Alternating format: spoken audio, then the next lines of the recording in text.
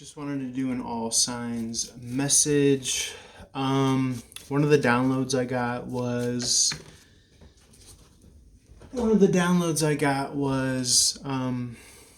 a person can never become enlightened. A person can never meet God. In order for this to happen, you have to put the person to the side. So a person can never become enlightened, but an enlightening can occur if you put the person to the side, meaning the concept of self and all that stuff and all your wants and fears and thinking and being attached to the concept of self that is attached to the thinking and feeling that occurs.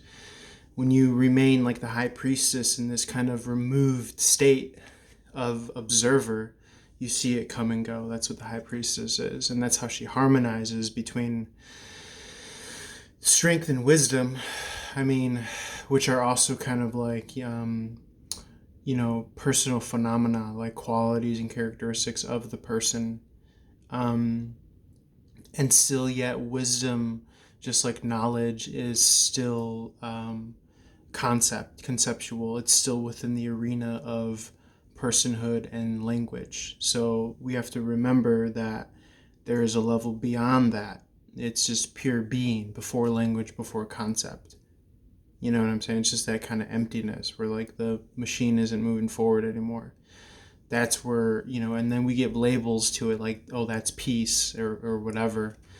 Um, but, again, it's the limitations of language. But yeah, it's interesting because it's like for some, for the person or the personality, people spend their whole lives running away from that. But for instance, like the Buddha or like the high priestess, like they sit in that and they marinate in that and they find, peace or harmony in that. So just a message to incorporate that more and more in your daily life. I know if you already practice meditation, you understand that.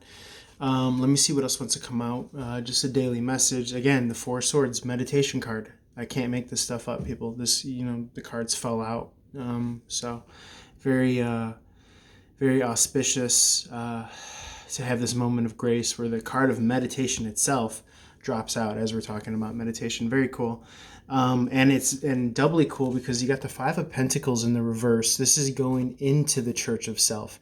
You see the church here, stained glass windows, and then this is a person obviously in another part of the church with stained glass windows. So this outside of the church is poverty consciousness. These are the woes. These people are plagued. Their mind has led them to this external physical suffering because they haven't accepted presence and being. And when you're in presence and being, you do the logical step, which would be to go within the warmth, shelter of this church. Just as this person is. This is after the battle, by the way. Where does the battle take place? The swords are representative of the mind. The battle takes place in the mind. But again, it could only exist if you feed into it.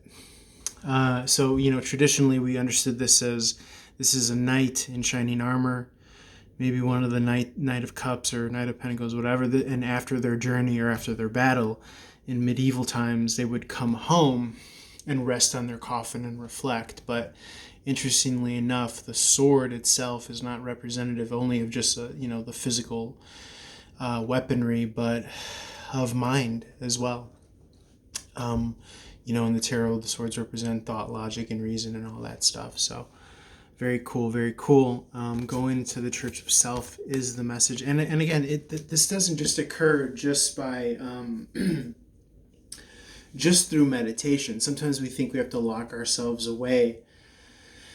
Really what it is it's practicing presence, absolute presence, which is, for some, far and few in between. For some, it's a rarity. Moments of actual presence. So something interesting to note there. But my sense is, and again, I'm not going to claim that I have any mastery over this as well. Typically, my practice, I believe it's called sadhana. The practice is, for me, it's meditation. That's been one of my practices, at least where I'm at. But even that, there's that kind of ultimate presence. But typically we're spent, protecting the concept of self. That again, in these traditions of the teachings which I'm speaking, there's no self to protect. So, there's probably the physical self and the instincts will kick in, but, many, succumb to, again, the mind. Very cool, very cool. Just for laughs and fun, let's see what else wants to come out. General all signs message, and then I'm probably going to record spirit of gratitude, joy, love, and light, highest possible messages. Anything else at this time? And then I'm probably going to record for second house Taurus, and then I'm going to record Gemini love and money reading. So let's see what comes from that. Let me do a little shuffle.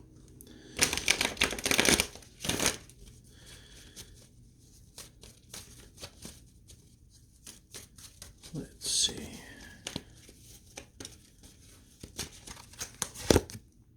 Okay, temperance is divine timing. When you start to trust more and let go and go with the flow and practice that presence, you'll find that, you're divinely guided. It's the arrogance of the self that thinks that, we're keeping the whole world, up and running and going.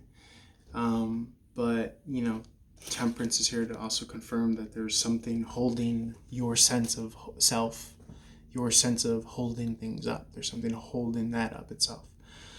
And when you kind of let that in, this is when divine grace and occurrings happen.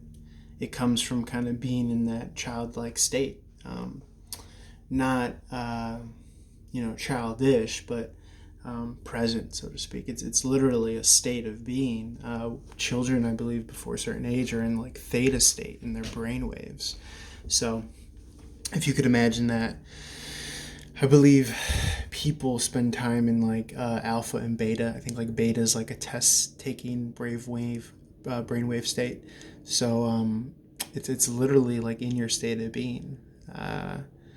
And when we get too kind of fixed into the ego's narrative of the persona of how things should be, and that's when you know that you're dealing with something that doesn't want your freedom and love. That's what we would call evil or the devil, as in the devil card where it's depicted as these two beings are chained to a pillar that the devil sits above. Excuse me.